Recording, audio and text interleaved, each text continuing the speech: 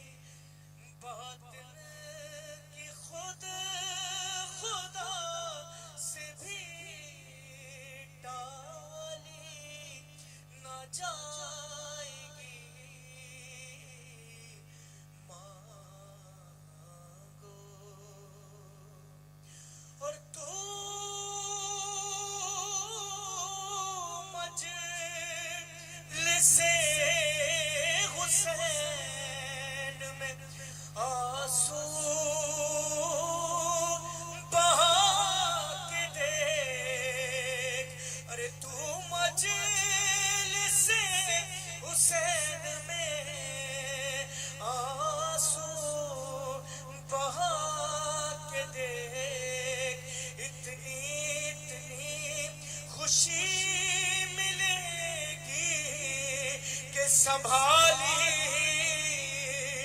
نہ جائے گی, مانگو دعا حسین سے, خالی نہ جائے گی. بارے دیگر نعرہ صلوات.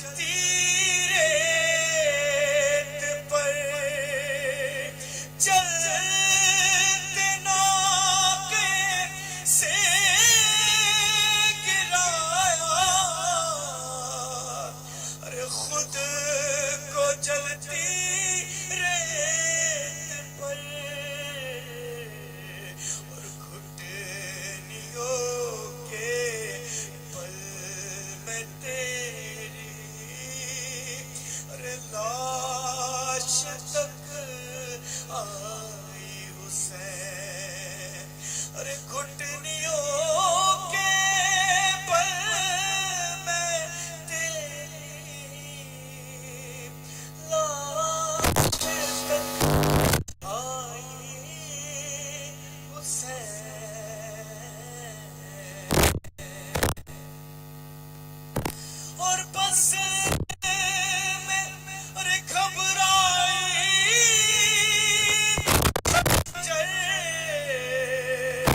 ارے تجھ پہ چلتا دیکھ کر، ارے بس میں گھبرائی تھی خنجر تجھ پہ چلتا دیکھ کر، اور پھر کسی خوشی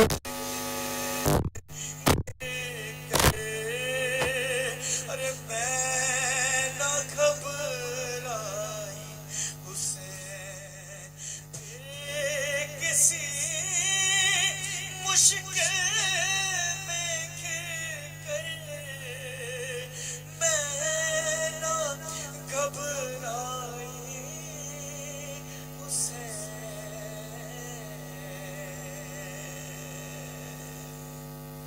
اور کون تھا جو ارے مرنے والوں میں برو کون تھا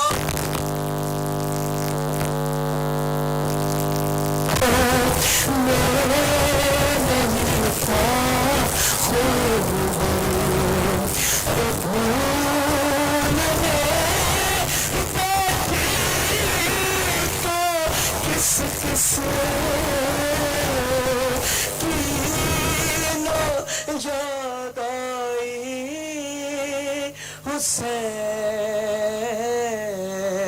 آج بھی زینب کی آتی ہے صدا بھائی حسین۔ آخری قبلہ جب تک آ رہے ہیں تو ایک سے دو مصیبت کے اشعار اور سماعت فرما لیجئے کہ ہاتھ میں ارے کوزے لیے سب ارے آسماں تکتے رہے،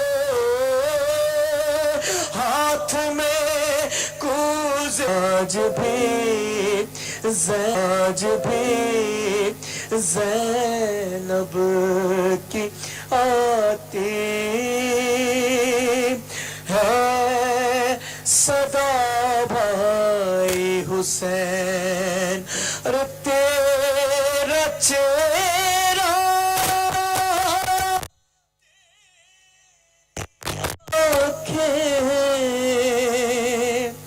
بھول کب پائی حسین،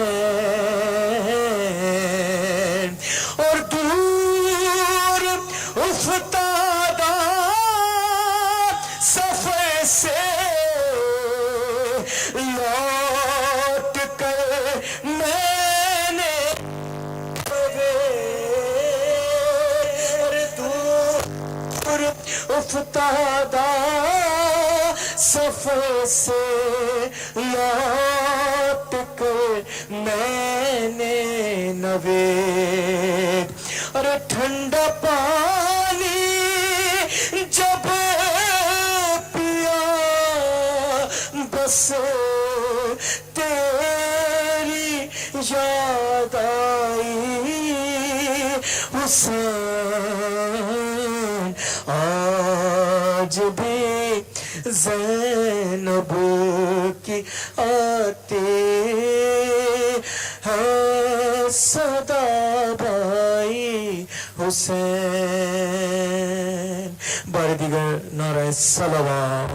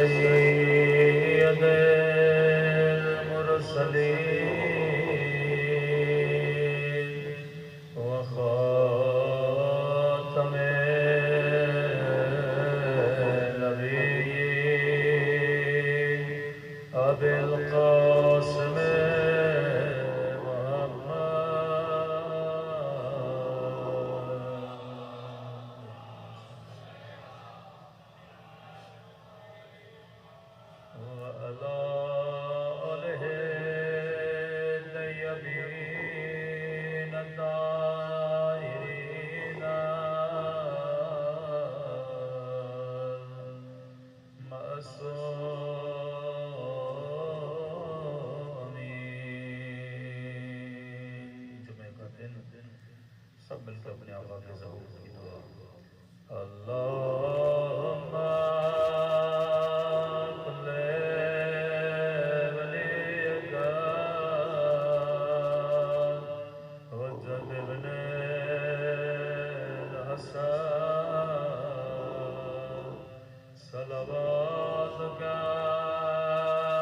علیہ وعلی آبائہ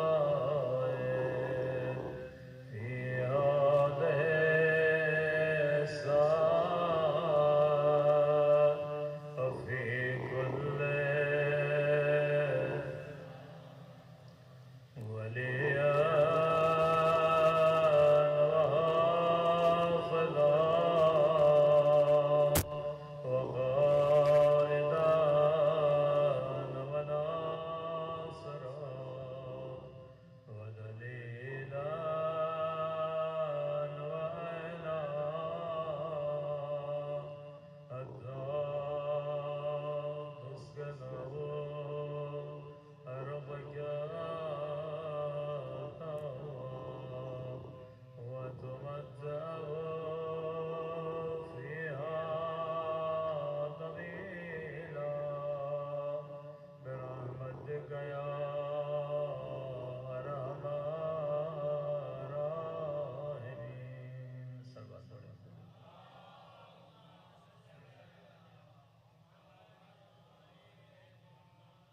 بسم اللہ الرحمن الرحیم. رب اشرح لي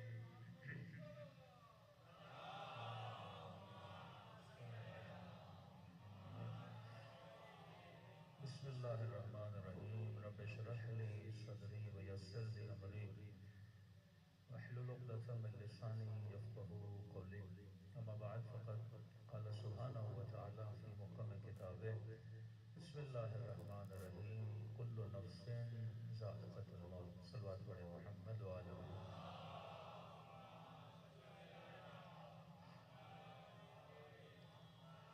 آواز ذرا کلیئر کرنے بارے دیگر صلوات پڑھے محمد وعلی محمد.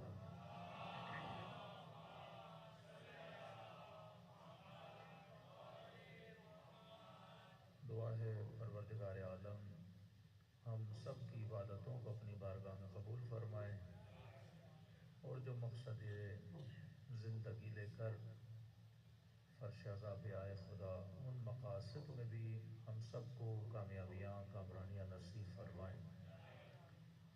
قرآن مجید اور اقوال معصومین علیہ السلام ایک چیز کے بارے میں بہت تاکید کرتے ہیں کہ انسان کے لیے یہ سوچنا بہت ضروری ہے کہ واقعاً میرے وجود میں اور ایک حیوان کے وجود میں کیا فرق ہے.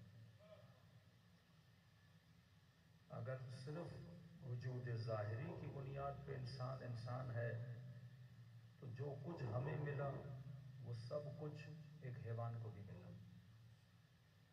آنکھیں اللہ نے ہم کو بھی دیں, تھوڑی بیس بڑھا دیں, ہاتھ اللہ نے ہم کو بھی دیے, زبان اللہ نے ہم کو بھی دی, شکم, ٹانگیں, بال, یہ سب کچھ خدا نے حیوان کو بھی دیا ہے. واقعاً ایک انسان میں اور ایک حیوان میں کیا فرق رہ جاتا ہے؟ میرا کھانے کی وجہ سے, شہوت کی وجہ سے, سونے کی وجہ سے, دوڑنے کی وجہ سے, ان خواہشوں کی وجہ سے اگر انسان ہے تو پھر حیوان کیا ہے؟ اصلاً حیوان کو حیوان کیوں بولا جاتا ہے اور انسان کو انسان کیوں بولا جاتا ہے؟ اب اس فرق کو اگر میں نے ڈھونڈ لیا کہ یہ فرق مجھ میں اور حیوان میں ہے تو اس فرق کو جتنا بچا کے رکھوں گا اتنی انسانیت کو بچاؤں گا, اور اس فرق کو جتنا مٹاؤں گا اتنا میں سرحد حیوان کے اندر داخل ہوتا جاؤں گا. اب صبح سے شام تک انسان جس چیز کے پیچھے دوڑ رہا ہے تو کیا حیوان اس چیز کے پیچھے نہیں ہے؟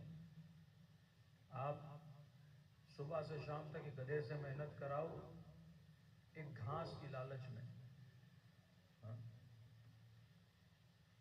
کتنے حیوانوں سے انسان محنتیں کراتا ہے شکم کی وجہ سے, ان کی شہوتوں کو پورا کرنے کے لیے، یہی کام انسان کرتا ہے۔ لیکن انسان کے لیے جنت کیوں بنائی گئی؟ انسان کے لیے کانسیپٹ آف جہنم کیوں بنایا گیا؟ کیونکہ حیوان مجبور ہے، انسان مختار ہے۔ حیوان کے پاس کوئی چوائس نہیں ہے، لیکن اللہ نے انسان کو کیا دی ہے؟ چوائس دی ہے۔ مطلب انسان ہے اپنی سلیکشن کی وجہ سے،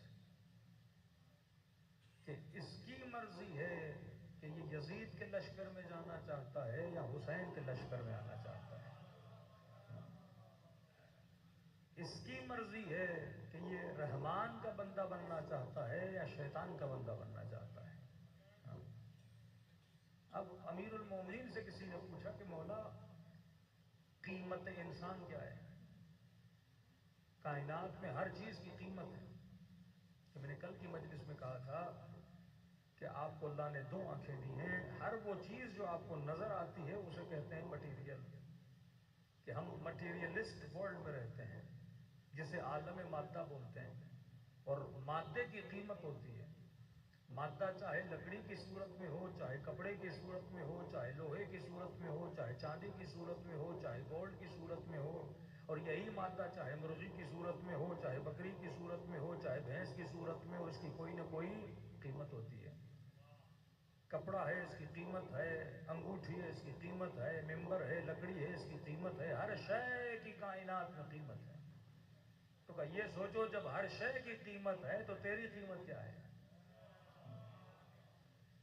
بھائی گوشت میں بھی رکھوں، گوشت ایک حیوان بھی رکھے، اس کی قیمت ہے، تو میری قیمت کیا ہے؟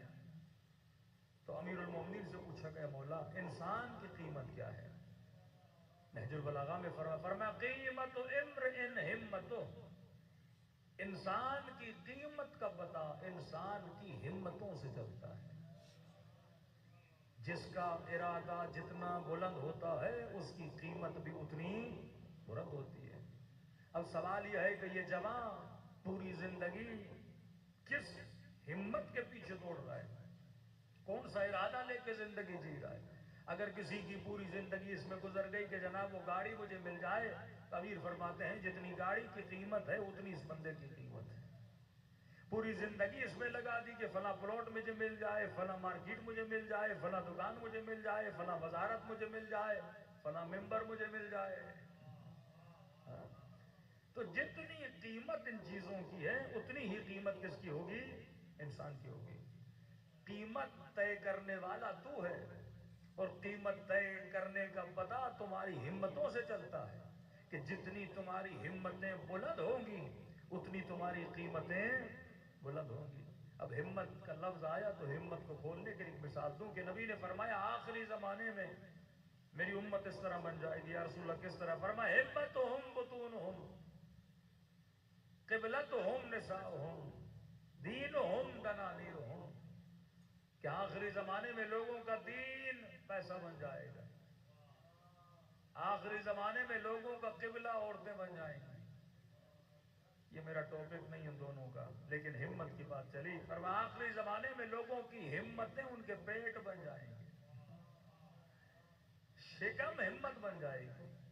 کس طرح ہمت بن جائے گی؟ اب کھانا کھانا اسلام میں حرام نہیں ہے، آدمی حلال کھانا کھائے، کوئی قباحت نہیں ہے، لیکن کہا نہیں ہمت پیٹ بن جائے گی۔ حالانکہ ہمت کوئی اور چیز ہونی چاہیے تھی۔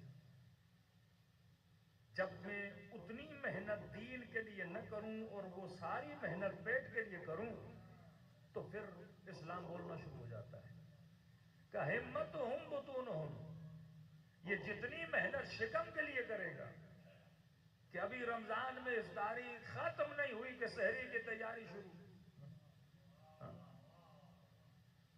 کہ کہا کہ جناب کراچی کے ہائی وے پہ چلتے ہیں، 3-4 کلومیٹر دور ایک ہوٹل بنا ہے کہ مولانا مثلاً کڑھائی بڑی اچھی ہے،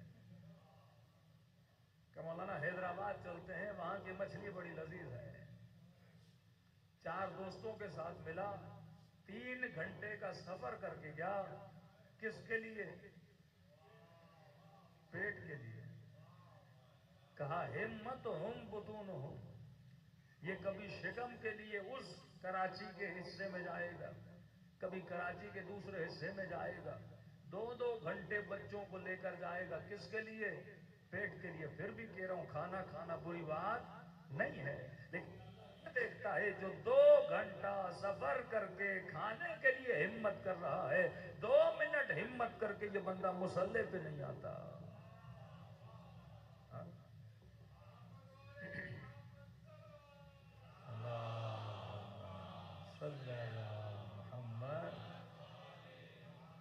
कि बिस्तर से उठने में और मुसल्ले तक आने में कितना टाइम लगता है बंदे को, लेकिन हिम्मत ही नहीं है ना इसको। बेहिम्मत इंसान है, ये हिम्मत नहीं करता मुसल्ले से कहां तक आ जाए, अल्लाह के दरबार में आ जाए। ये इतनी हिम्मत नहीं करता कि 5 मिनट वुजू करे और रब की इबादत करने में आ जाए। ये इतनी हिम्मत नहीं करता कि दिन में 15 मिनट कुरान की तिलावत कर दे। ये इतनी हिम्मत नहीं करता कि 10 मिनट ज़ियारत आशूरा पढ़ ले। ये इतनी हिम्मत नहीं करता कि आधा घंटा इसलिए निकाले कि तालीम दीन को हासिल करे, अली की नहजुल बलागा को पढ़े, तफसीर कुरान को पढ़े। लेकिन ये सारी हिम्मतें शिकम के लिए ज़रूर करेगा, ये सारी हिम्मतें माल के लिए ज़रूर करेगा, ये सारी हिम्मतें शहवतों के लिए ज़रूर करेगा, ये सारी हिम्मतें किसी से मिलने के लिए ज़रूर करेगा, पर रब के मिलने के लिए इसके पास वक्त नहीं होता। का हिम्मत हम बुतून हम, आखिरी जमाने में हिम्मतें शिकम बन जाएंगी। अब अल्लाह की आवाज आती है, जितनी हिम्मत बुलंद उतनी कीमत बुलंद। अगर तुम्हारी हिम्मत शिकम रही तो जो कीमत शिकम की है वही कीमत तेरी अदा कर दी जाएगी।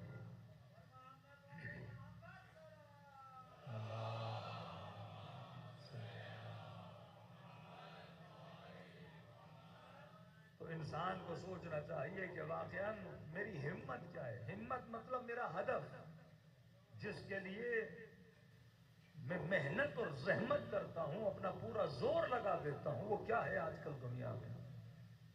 कि मौला हुसैन पूरी ताकत लगा रहे हैं करबला में आने तक के लिए। कूफे में और करबला में फासला कितना है। बंदा पैदल चले तो 3 दिन, स्पीड से चले तो 2 दिन। अगर कूफे वाले पैदल भी चलते तो इमाम हुसैन तक पहुंच जाते। हिम्मत नहीं थी, हुसैन तक वो तन्हा रह गए। सारा कमाल दुनिया में किस चीज का है? हिम्मत का है। 40,000 मुसलमान मारे जाते हैं और बेहिम्मत मुसलमान देख रहे होते हैं। अगर हिम्मत मर्दा तो मदद खुदा। अगर हिम्मत हो तो खुदा भी क्या करता है? मदद करता है। हमारी हिम्मत इतनी है घरों में बैठ के बातें करें, हमारी हिम्मत इतनी है फेसबुक पेज को शेयर करें, हमारी हिम्मत इतनी है हल्का सा कमेंट लिख दें, हमारी हिम्मत इतनी है बस बातें करें कि मौलाना बिजली का बिल बहुत आ रहा है, पेट्रोल बहुत महंगा हो गया, मुल्क में करप्शन बहुत है, यहाँ खराबियां बहुत हैं। लेकिन आवाम जब हिम्मत नहीं करती तो उनके हुकूक भी क्या हो जाते हैं? सल्ब हो जाते हैं। सारी चीजें हिम्मतों पर हैं। काफिर मुआशरा हो पर हिम्मत करेगा तो मुआशरे में बेहतरी लाएगा। कलमा गो मुआशरा हो पर बेहिम्मत मुआशरा हो, कभी उस मुआशरे में तरक्की नहीं आती। असल जो काम है वो हिम्मत का काम है। फरमाए जितनी हिम्मत बुलंद इंसान की कीमत बुलंद। आज मुस्लिम मुआशरों में हिम्मत नहीं है। ये कीड़े मकोड़ों की तरह इनके सियासतदान इनको इस्तेमाल भी करते हैं और इन पे जुल्म भी करते हैं। लेकिन जिन मुआशरों में हिम्मत होती है उनमें वकार भी होता है, उनके अंदर इज्जत भी होती है। सल्लल्लाहु अलैहि मोहम्मद।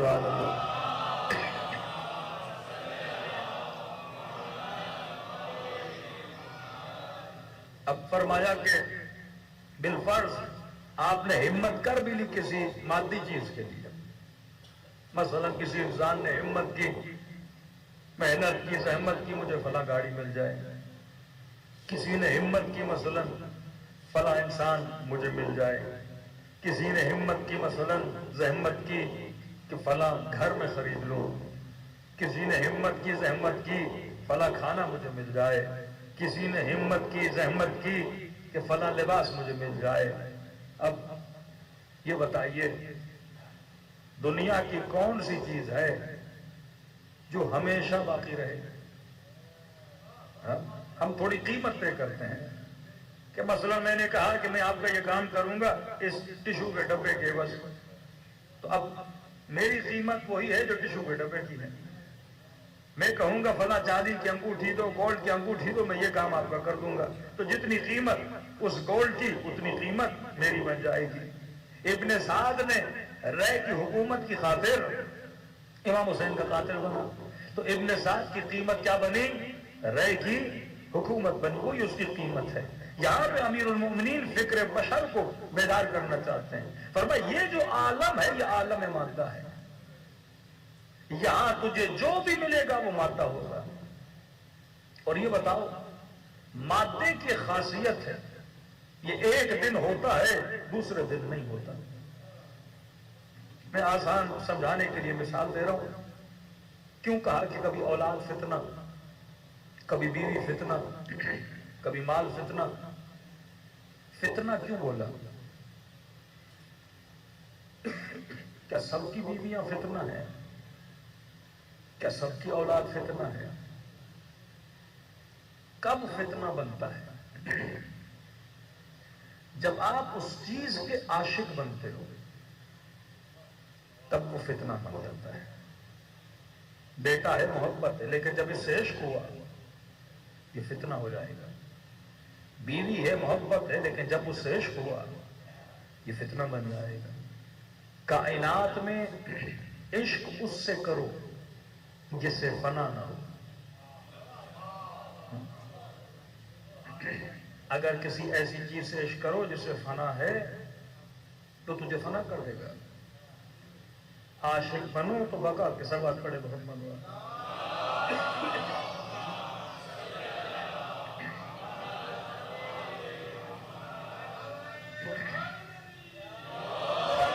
ہمارے دیگر سوات پڑے.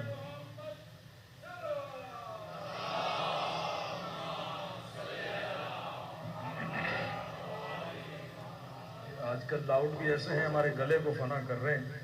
تھوڑی سی آواز کو سیٹ کر دیں. سلوات پڑھے محمد والے محمد.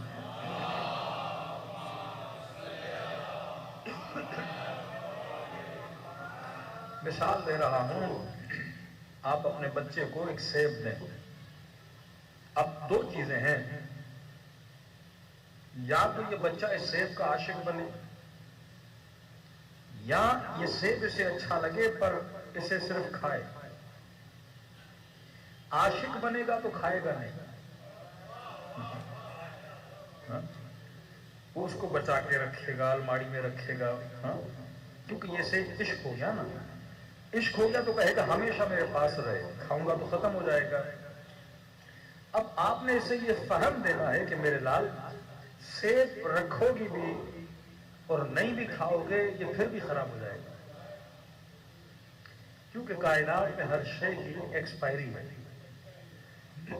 کوئی گھر میں دودھ لے کر آئے، دودھ کا عاشق بنے، کہے کہ میں دودھ کو نہیں پیوں گا، 2 دن کے بعد دودھ خراب ہو جائے گا. تو لازم بشر ہے کہ کائنات میں چیزوں کو استعمال کیا جائے، نہ کہ چیزوں کو رکھا جائے.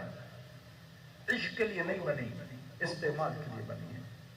ہاں پسند کرو، اچھی چیز کو پسند کرو تاکہ اچھی چیز کو اپناؤ.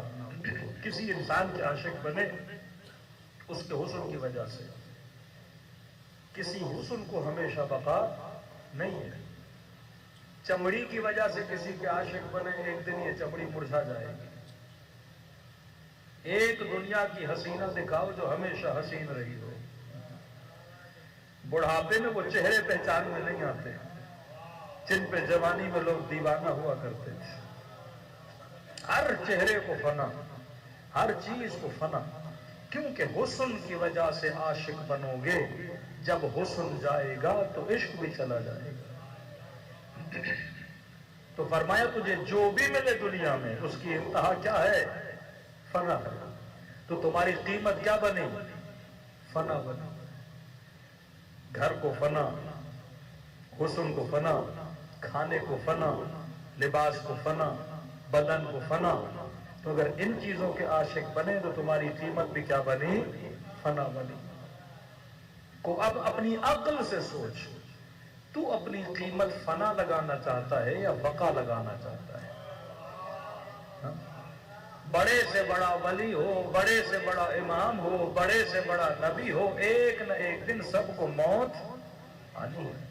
اب ایسے وجود کے عاشق بنو جسے کبھی موت نہ آئے۔ کہا وہ کون ہے؟ آواز آئی قل هو اللہ احد اللہ الصمد لم یلد ولم یولد ولم یکن لہ کفوا احد۔ جس کی برابری کرنے والا کوئی نہیں۔ آواز آئی کل من علیہا فان ویبقى وجہ ربک ذو الجلال والاکرام۔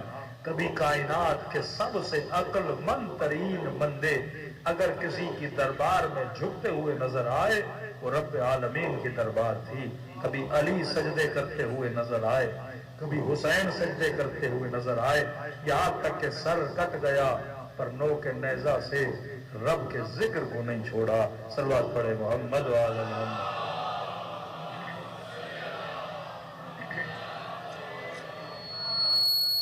خاصہ کائنات ہے، صلوات پڑھے محمد و آل محمد۔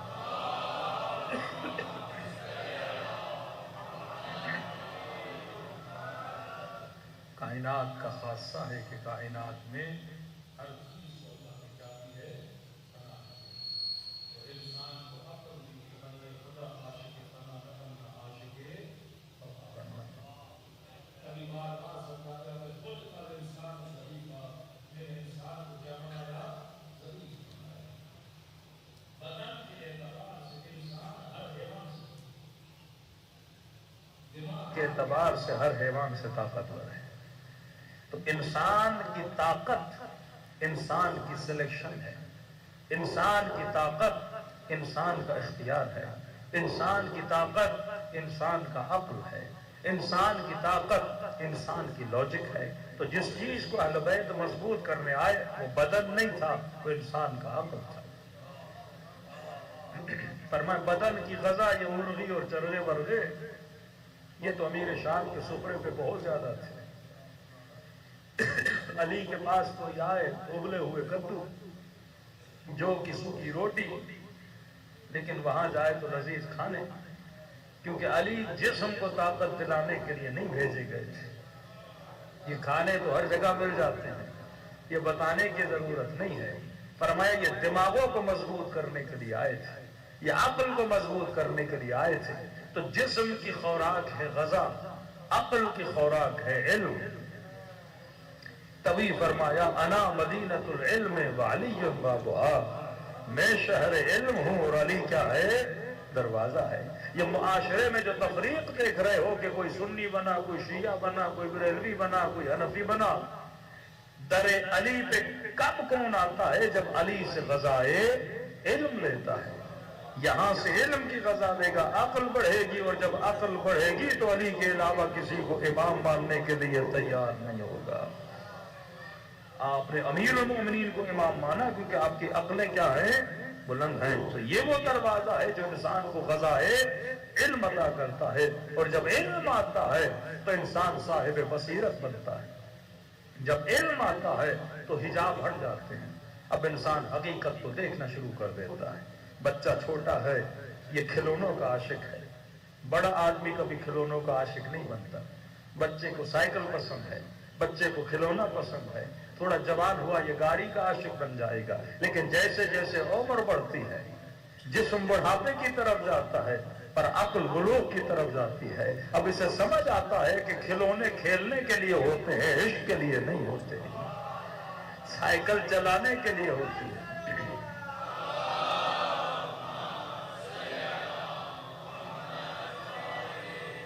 کئی ایسے لوگ ہیں جنہوں نے زندگیاں تباہ کر دی، کسی خاتون نے کسی مرد کے لیے زندگی تباہ کر دی، کسی مرد نے کسی عورت کے لیے زندگی تباہ کر دی، کیونکہ سمجھ ہی نہ سکے کہ اصل میں عشق کس سے کرنا ہے۔ یہ عالم مجاز ہے، یہاں ہر چیز یوز اور استعمال کے لیے ہے حلال طریقے سے، لیکن یہاں پہ اگر کسی چیز پہ رک گئے تو سمجھو یہ تمہاری فنا کا دن ہے۔ یہاں گزرنا ہے، ایک صراط ہے جہاں پہ چلنا ہے اور ایک منزل تک پہنچنا ہے، اور وہ منزل عشق کی منزل ہے، وہ منزل معرفت کی منزل ہے، وہ منزل خدا کی ملاقات کی منزل ہے۔ کہ اصحاب حسین یہ نعرہ لگا رہے تھے کربلا میں، گن علی نیاتنا و بصائرنا، کہ ہم صاحب بصیرت ہیں، ہم باہمت لوگ ہیں، ہمیں پتا ہے کہ ہم کربلا کے میدان میں کیوں آئے ہیں، اور یہ کہنے لگے کہ اے لشکر یزید تم ہمیں موت سے ڈراتے ہو، جبکہ ہمیں موت سے کوئی خوف نہیں ہے، کیونکہ ہمیں پتا ہے کہ موت فنا نہیں ہے بلکہ رب کی ملاقات کا نام ہے۔ ہاں؟ ہم خدا سے ملنے کے لیے جا رہے ہیں، تو مومن کے لیے موت کیسی، لیکن جس نے پوری زندگی فنا کے کھیل میں گزار دی ہو، اب جب یہ موت کا نام سنتا ہے تو اس کے وجود میں مایوسی آ جاتی ہے۔ لیکن آؤ مسجد کوفہ میں جب علی کے سر پہ ضربت لگتی ہے تو فرمایا خدا کی قسم، رب کعبہ کی قسم کہ علی آج کامیاب ہوا، تو وہ کامیابی شہادت کو سمجھ رہے ہیں، رب کی ملاقات کو سمجھ رہے ہیں، اور یزید کامیابی تخت و تاج کو سمجھ رہا ہے۔ تو بس انسان کی جب معرفت بڑھ جاتی ہے، انسان کی ہمتیں بدل جاتی ہے، محنت وہی ہے، زحمت وہی ہے، کوشش وہی ہے۔ ایک بندہ پیدل محنت کر کے مندر کی طرف جا رہا ہے، دوسرا بندہ پیدل محنت کر کے حسین کی زری کی طرف جا رہا ہے، قدم وہی ہے، ہمتیں وہی ہے، بس عشق بدل جاتا ہے، کوئی گل کا عاشق بن جاتا ہے، کوئی حسین کا عاشق بن جاتا ہے۔ عشق اگر صحیح ہو تو قدم اٹھائے جائیں تو عبادت ہے، عشق اگر بقا والا ہو تو انسان کی زندگی بقا بن جاتی ہے۔ بس انسان کے شعور کو بیدار کرنا ہے، اور شعور جب تک علم کا دروازہ نہ ہو تب تک بیدار نہیں ہوتا۔ آج ہماری نسلیں، آج ہمارے بچے کیا دن میں 15 منٹ علم کے لیے نکالتے ہیں، 2 گھنٹے فیس بک پہ، 3 گھنٹے ٹک ٹاک پہ، 4 گھنٹے انسٹاگرام پہ۔ لیکن سوال یہ ہے کتنے گھنٹے ہم علم کے لیے نکالتے ہیں؟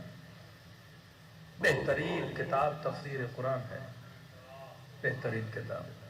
ہمیشہ کہہ رہا ہوں صرف دن میں 15 منٹ تفسیر قرآن کے لیے نکالیے، کسی بھی عالم کی تفسیر کا انتخاب کریے، 15 منٹ تفسیر قرآن پڑھیے، جیسے آغا شیخ مرحوم محسن نجفی صاحب کی تفسیر ہے، بہترین تفسیر ہے۔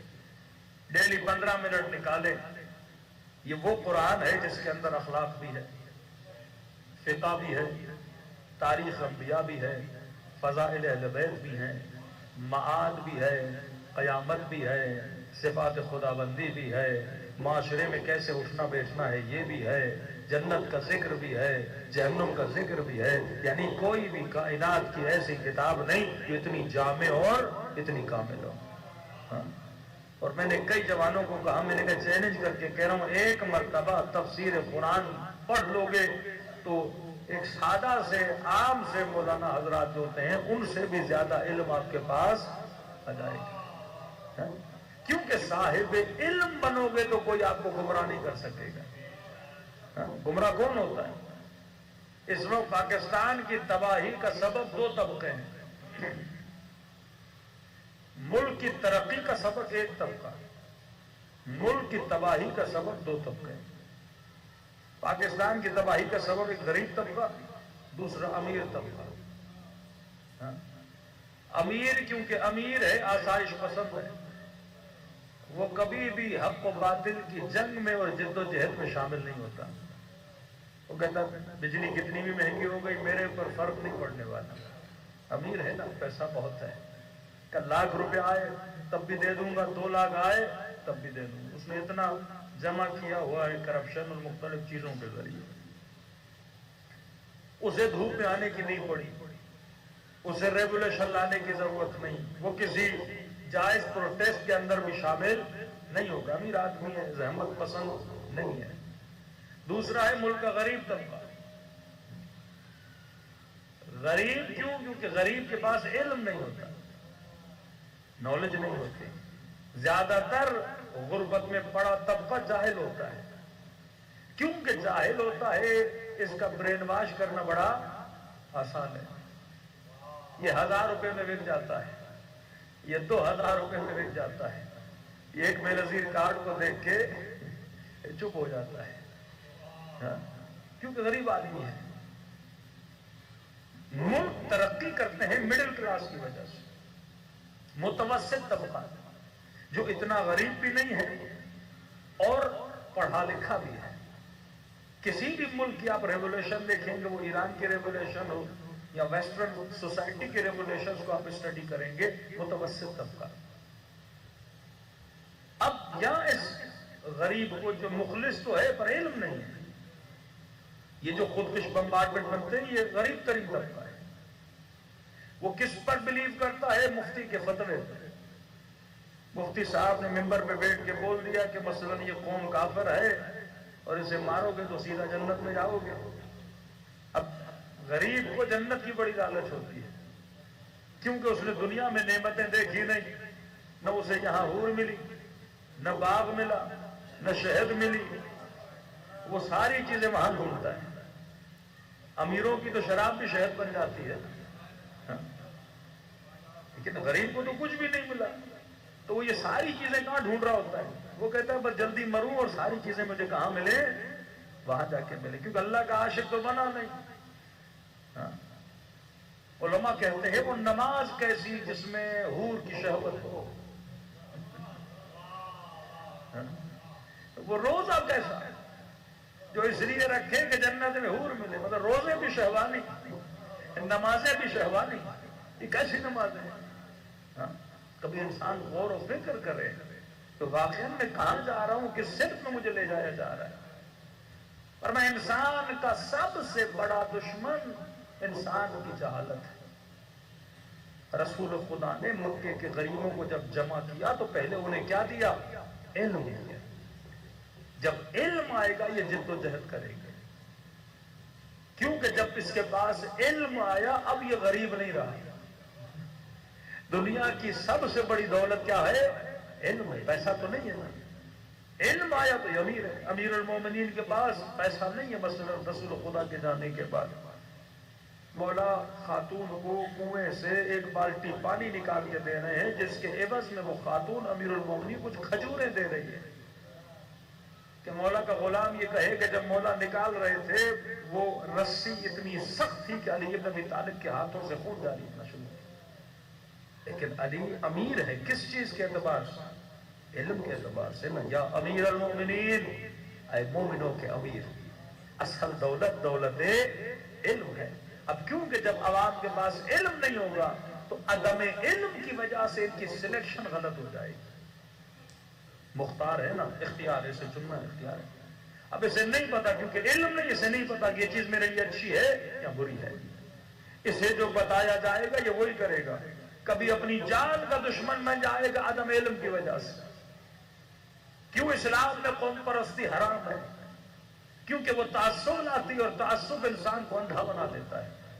تعصب انسان کو دشمن بنا دیتا ہے. ابھی بلوچستان میں جو قوم پرست مختلف جگہ پہ لوگوں کو بسوں سے اتار کے قتل کر رہے ہیں، اب وہ چاہے قوم پرست ہو یا فرقہ پرست ہو، کبھی تعصب کی وجہ سے اندھا ہو کے شیعہ کو قتل کرتا ہے، کبھی قومی تعصب کی وجہ سے کسی اور قوم والے کو قتل کرتا ہے.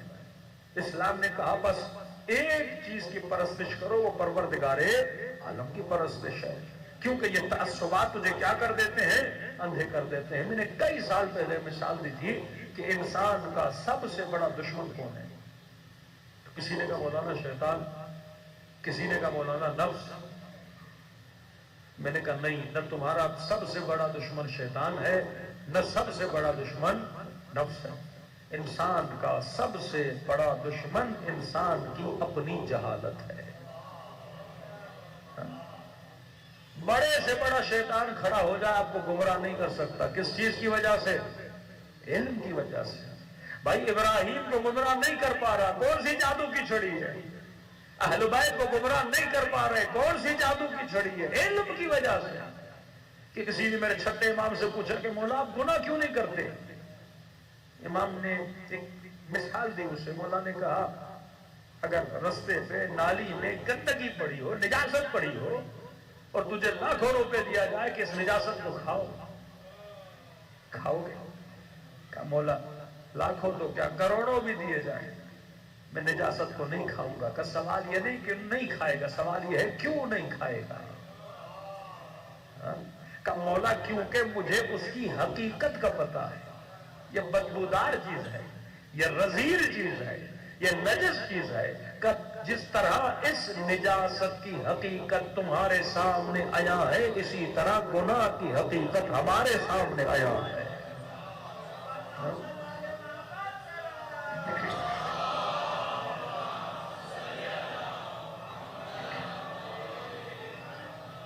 جس طرح 14 معصومین ہیں، اب یہ والی عصمت حضرت عباس کے پاس نہیں، سیدہ زینب کے پاس نہیں، لیکن یہ بھی معصوم ہے۔ ان کی عصمت ایک تصحابی ہے، ان کو اللہ نے عطا کی ہے، انہوں نے علم کے ذریعے سے اپنی عصمت کو کیا کیا ہے، کسب کیا ہے۔ آپ کے ایسے ایسے مراجع، آپ کے ایسے ایسے عرفات جن کو لوگوں نے زندگی میں کبھی گناہ صغیرہ تو کیا مکروہ کام کرتے ہوئے نہیں دیکھا، یہ کیسے اس درجے پہ پہنچے کہ امام زمانہ شیخ مفید کو کہیں کہ میرے بھائی شیخ مفید، امام حسین کہیں میرے بھائی حبیب ابن مظاہر، بھائی کا لقب دیں، کچھ تو کیا ہوگا۔ نے کہا سلمان و منا اہل البیت، علم اتنا آ گیا، بصیرت اتنی آ گئی، اب یہ بندہ کبھی گناہ نہیں کرے گا۔ بچوں کو، جوانوں کو سمجھانے کے لیے مثال دے رہا ہوں کہ علم کی طاقت دیکھو کتنی ہے اور جہالت انسان کو کس بدبختی میں ڈال دیتی ہے۔ مثال دوں، علم اور جہالت۔ اب جتنا مجمع یہاں پہ موجود ہے، آپ سب کو پتا ہے کہ امیر المومنین علی ابن ابی طالب کی قبر کہاں ہے؟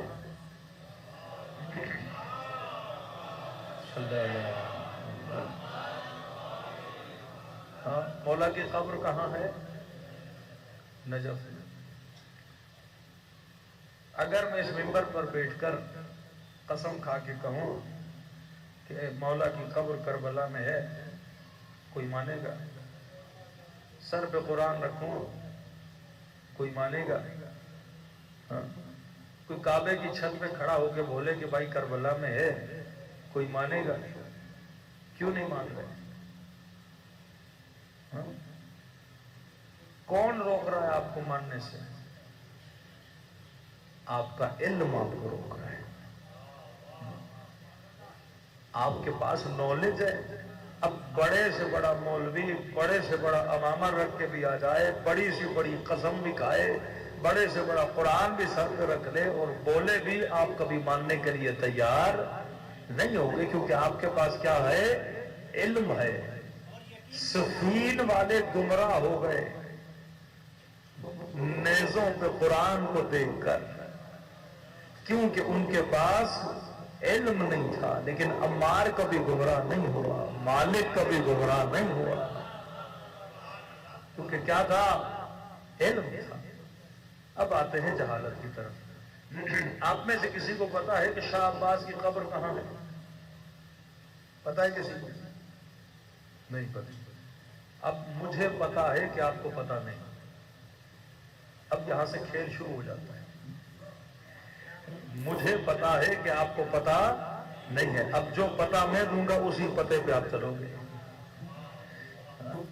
یہ جو ممبر میں بڑے بڑے ذاکر آ کے کبھی یہاں کی قسمیں کھاتے ہیں، کبھی یہاں کی قسمیں کھاتے ہیں، مجمع مان تک وہ چلا جاتا ہے۔ کیوں اسے گمراہ کر پاتے ہیں؟ کیونکہ لوگوں کے پاس علم نہیں ہے۔ اب ہم سوچتے ہیں مفتی صاحب ہیں، جمعے کا خطبہ دے رہے ہیں تو صحیح کہہ رہے ہوں گے، مفتی صاحب فتویٰ دیتے علم کے نیچے سے گزرو گے نکاح ٹوٹ جائے گا۔ اب یہ مان لیتا ہے اور نکاح توڑ کے بھی آ جاتا ہے، کیونکہ اس بدبخت کے پاس کیا نہیں ہے؟ علم نہیں ہے، اور مفتی کو پتا ہے کہ ان کو پتا نہیں ہے۔ مجھے پتا ہے کہ آپ میں سے کسی نے تفسیر قرآن نہیں پڑھی، کوئی بھی آیت اٹھا کے اپنی منمانی تفسیر کر کے چلا جاؤں گا، مجمع بھی بابا کر کے گھر خوش ہو کے چھو جائے گا، کیونکہ کسی کو نہیں پتا۔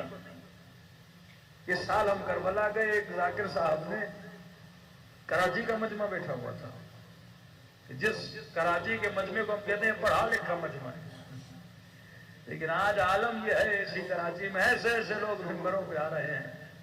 پہلے تقدس تھا ممبر کا، اب پتہ ہی نہیں۔ وہ جو پنجاب کی وبا بیماریاں وہ یہاں بھی آج کل کیا کرتی جا رہی ہیں؟ سرایت کرتی جا رہی ہے۔ پہلے کراچی قطب ہوا کرتا تھا پاکستان کا، کہ یہاں جو منج کے باہر نکلتا تھا پھر وہ پوری دنیا میں جا کے علم پھیلاتا تھا۔ کہ انہوں نے کیا کیا؟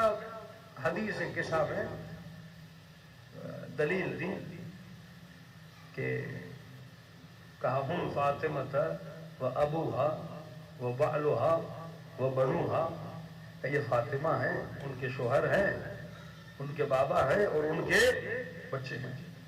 کہا کیونکہ بنوہا ہے جمع کا صیغہ، اور جمع شروع ہوتا ہے 3 سے، اور چادر کے نیچے 2 تھے، تو کہا تیسرے حضرت عباس. مجمع نے نعرے حیدری لگانا شروع کر دیا. کب حدیث قصہ اور چادر کے نیچے حضرت عباس میں، جبکہ سن رہے ہیں کہ یہ نسبت سیدہ کی طرف ہے اور سیدہ کے بیٹوں کی طرف ہے. جب جمع کا صیغہ آتا ہے تو یہ 11 اماموں کے لیے ہے کہ 2 تمہیں نظر آ رہے ہیں، باقی جو نسل میں آئیں گے وہ بھی معصوم اور صاحب عصمت. معصوم 14 ہیں. کتنی بھی فضیلت ہو غازی عباس کی، سیدہ زینب کی، آپ یہ نہیں بول سکتے وہ ان 14 معصوموں میں ہیں. ہم معصوم ہیں وہ، لیکن ان کی عصمت اکتسابی ہے. 14 معصوم اور اماموں کی عصمت لدنی ہے، مطلب اللہ سے عطا کردہ عصمت ہے. پھر تو جتنے بھی معصومین کے بچے ہیں آپ سب کو بول دو، سارے کے سارے کیا ہیں؟ اس 14 کی عصمت میں آتے ہیں. پھر ہم نے اور اہل سنت میں کوئی فرق نہیں رہ جائے گا. انہوں نے 1 لاکھ صحابیوں کو کیا بنا دیا؟ معصوم بنا دیا. پھر ہم بھی کہیں کہ جتنے بچے تھے، جو فضیلت جس کی ہے وہ اس کے لیے کیا کی جائے؟ رکھی جائے. کہیں یہ ایک عادت بن گئی ہے مجمع کے مزاج کی کہ جب تک مجمع بابا نہیں کرے گا، جب تک میں حضرت عباس کو امام حسین تک آ کے نہیں ملاتا اور مولا علی کو جب تک خدا سے نہیں ملاتا تب تک مجمع بابا نہیں کرے گا. بھائی جس کو جو مقام خدا نے دیا ہے وہی مقام انسان کو کیا کرنا چاہیے؟ بیان کرنا چاہیے. اب یہ تھوڑی ہے کہ جو امیر المومنین کا مقام ہے، اگر وہ مقام جو فضیلت امیر المومنین ہے، سارے بچے امیر المومنین، ایون جو 11 امام ہیں وہ اعتراف کرتے ہیں کہ جو ہماری بابا کی فضیلت ہے وہ ہماری فضیلت نہیں ہے. اس میں کسی کی فضیلت کم تھوڑی ہو جاتی ہے. اللہ نے کسی کو علی بنایا، کسی کو حسن بنایا، کسی کو حسین بنایا. ہر کسی کی اپنی فضیلت ہے.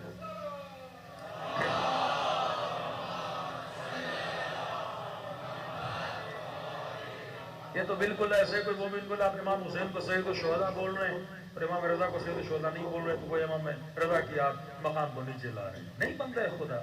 ہر امام کا لقب ہے. امیر المومنین مولا علی بھی ہے، امیر المومنین امام حسن بھی ہے، امیر المومنین امام حسین بھی ہے. لیکن وہ خود جب یہ کہیں کہ یہ لقب بس ہمارے بابا علی کے لیے مختص ہے، ہمیں بلانا ہے تو یا امام یا مولائی یا ابن رسول اللہ، ہمارے اپنے القاب ہیں، ان سے پکارو. ہر معصوم کا اپنا لقب ہے. ہاں گناہ نہیں ہے، لیکن انسان اسی فضیلت کو بیان کرے جو فضیلت معصومین نے یا قرآن کی احادیث میں روایات. اب ایک بندہ جو حوضے میں نہیں پڑا، جس علم دین حاصل نہیں کیا، وہ نحوی پیسوں کو لا کے بٹھا دے کہ یہ جمع کا صیغہ ہے.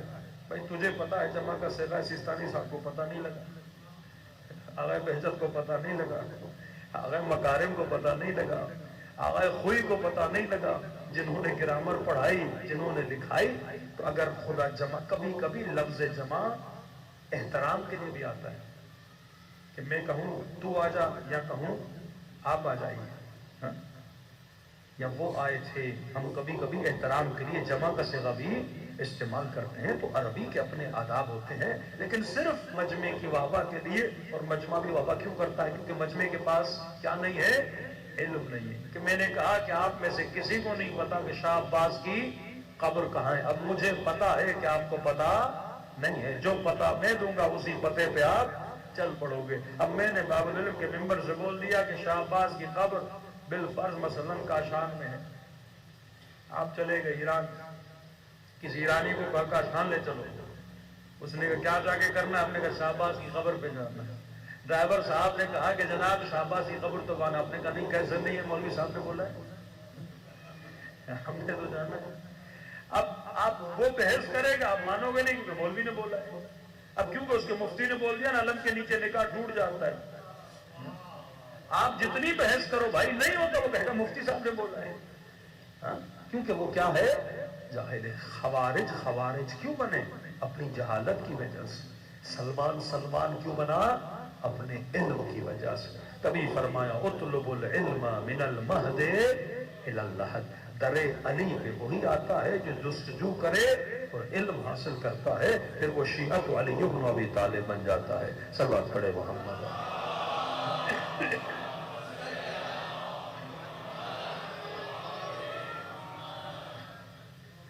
فرمایا کہ برترین خزانہ خزانہ علم ہے. آخرت میں من ثقلت موازینہ فہو فی عیشۃ راضیہ، جس کا وزن وہاں زیادہ ہوگا وہ عیش کرے گا. عجیب ہے، قرآن نے لفظ عیش استعمال کیا ہے، فی عیشۃ راضیہ. صرف یہ نہیں کہا عیش کرے گا، فرمایا وہ عیش کرے گا جس میں وہ راضی بھی رہے گا. کبھی کبھی انسان بے تحاشا دنیا میں لذتیں لے کے راضی نہیں رہتا، لیکن کہ نہیں، وہاں کے عیش میں کیا ہے؟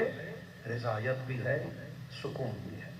لیکن فرمایا من خفت موازینہ فأمہ ہاویہ، وائے ہو اس بندے پہ جس کا وزن وہاں پہ کم ہوگا. تو وہاں ہماری قیمت لگائی جاتی ہے ہماری ہمتوں کی بنیاد میں. جس نے ہمت یہ بنائی کہ میں نے علم لینا ہے، میں نے بقا کا عاشق بننا ہے، فنا کا عاشق نہیں بننا. آؤ سفر بقا کربلا میں دیکھو. کسی نے رے کی حکومت کے لیے حسین کو قتل کیا، اور کسی نے حسین کی مسکراہٹ کے لیے اپنے وجود کو قربان کر ڈالا. کربلا میں حبیب بھی ملے گا، کربلا میں ابن سعد بھی ملے گا، کربلا میں جون بھی ملے گا، کربلا میں شمر بھی ملے گا، کربلا میں سعید بھی ملے گا، کربلا میں شبس ابن ربیع بھی ملے گا. یہ دو دو کردار خدا نے دکھائے ہیں تاکہ آپ سوچو کہ آپ کس میدان میں کھڑے ہو. کیا لشکر حسین کے سپاہی بننا چاہتے ہو؟ لا لشکر یزید کے سپاہی بننا چاہتے ہو؟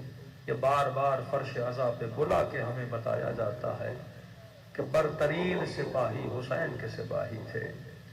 اور میرے چھٹے امام فرماتے ہیں اتنی طاقت ہے غم حسین کے آنسوں میں کہ جس طرح پانی آگ کو بجھاتا ہے، غم حسین کا آنسو جہنم کی آگ کو بجھا دیتا ہے. فرمایا جب آنکھیں تر ہو جائے تو مومن سب سے پہلے میرے ظہور کی دعا کیا کرنے. خواب کے عالم میں کسی نے پوچھا کہ مولا جب آنکھیں تر ہوں ظہور کی دعا کروں تو خدا کو کس کا واسطہ دوں تاکہ اللہ جلدی قبول کرے؟ تو فرمایا دو بیویوں کا واسطہ خدا کبھی رد نہیں کرتا، ایک میری پھوپھی زینب کا واسطہ، ایک میری 4 سالہ سکینہ کا واسطہ. دلوں کو کربلا لے کر چلیں، آج یہ واسطہ دیں تاکہ اس مجلس سے کوئی خالی ہاتھ واپس نہ جائے. فرمایا ایسے سلام کرو جیسے میری پھوپھی زینب نے سلام کیا. السلام علی الحسین وعلی علی ابن الحسین وعلی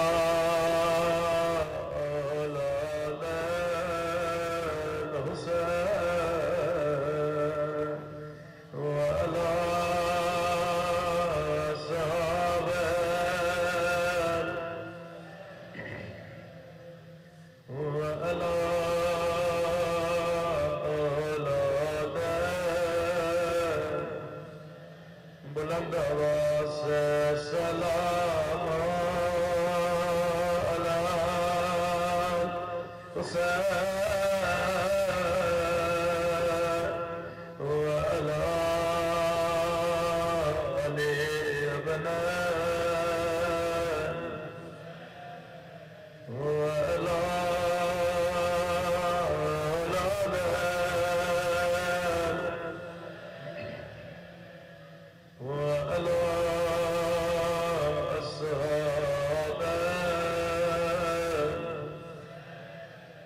میرا سلام ہو بچپن میں جھکی ہوئی کمر پہ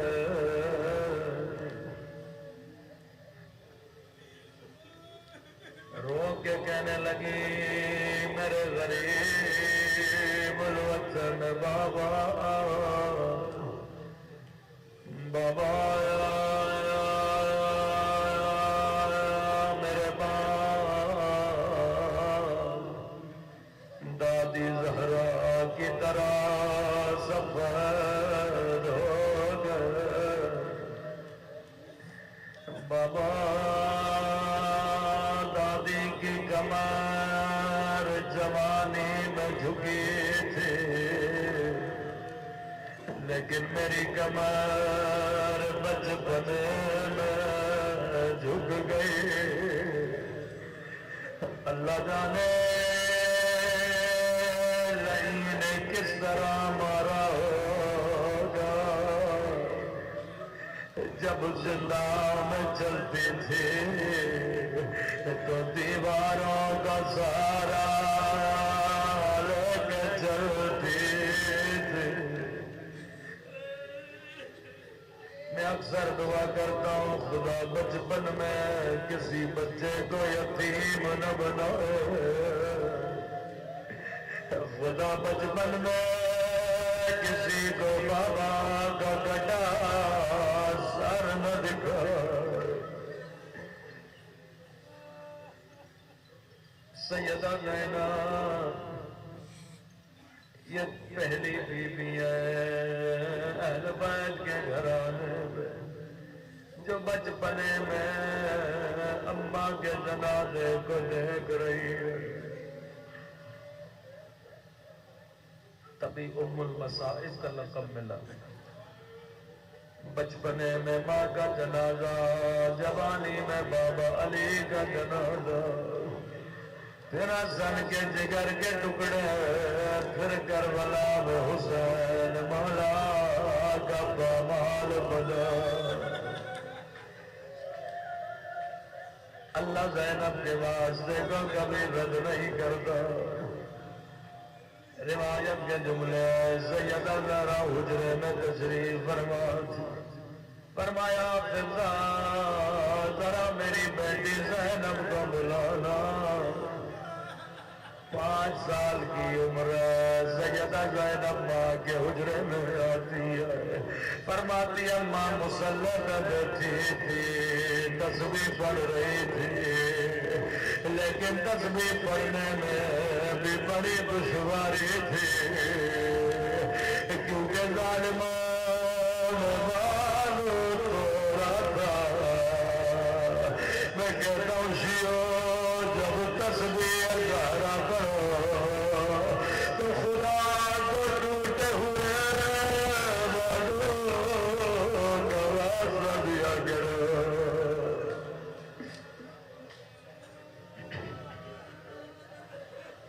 زانو ادب لگا کے ماں کے سامنے بیٹھ گئے فرمایا زینب ہماری سے وہ گٹھڑی لانا سیدہ فرماتی ہے میں گٹھڑی لائی اماں نے گٹھڑی کو کھولا کیا دیکھا گٹھڑی میں چند کفن پڑے تھے اماں نے مجھے پہلا کفن نکال کے دیا او زینب یہ تیری ماں کا کفن جب بابا غسل دے یہ کفن بابا کو دینا رو کے کہنے لگی اماں تیرے بعد زینب کیا کرے گی زینب تیرا سفر بڑا طولانی سفر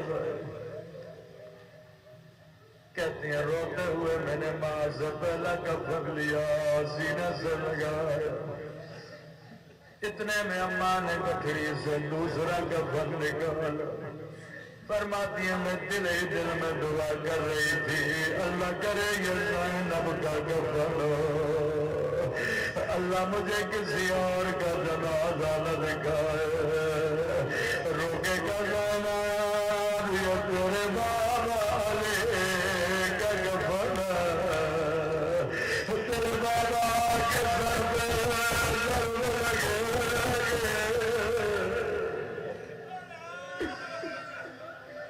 میں نے کہا ماس کا مسئلہ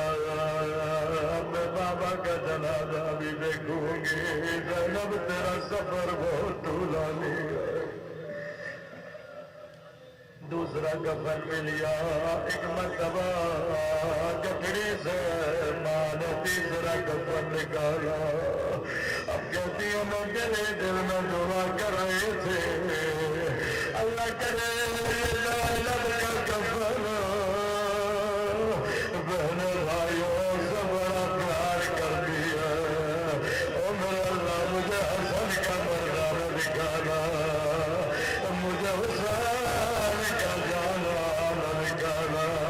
او اماں یہ کس کا کفن روکے کا جانا, یہ میرے حسین کا کفن. او میرے لال کو ہر دی جائے جگر کے ٹکڑے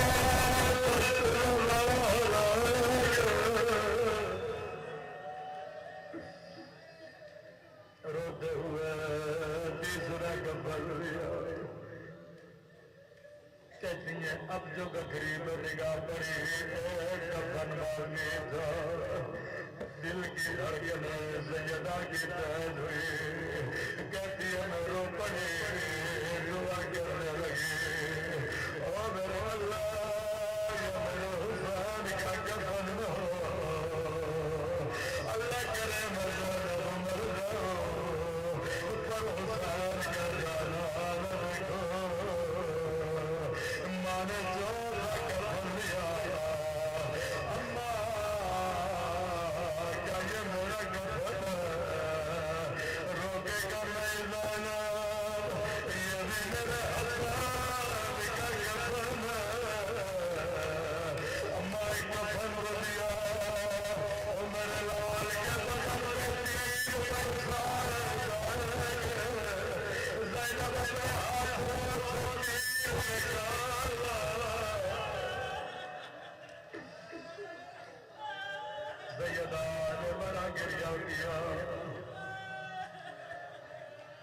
چاروں کفن نماز لیے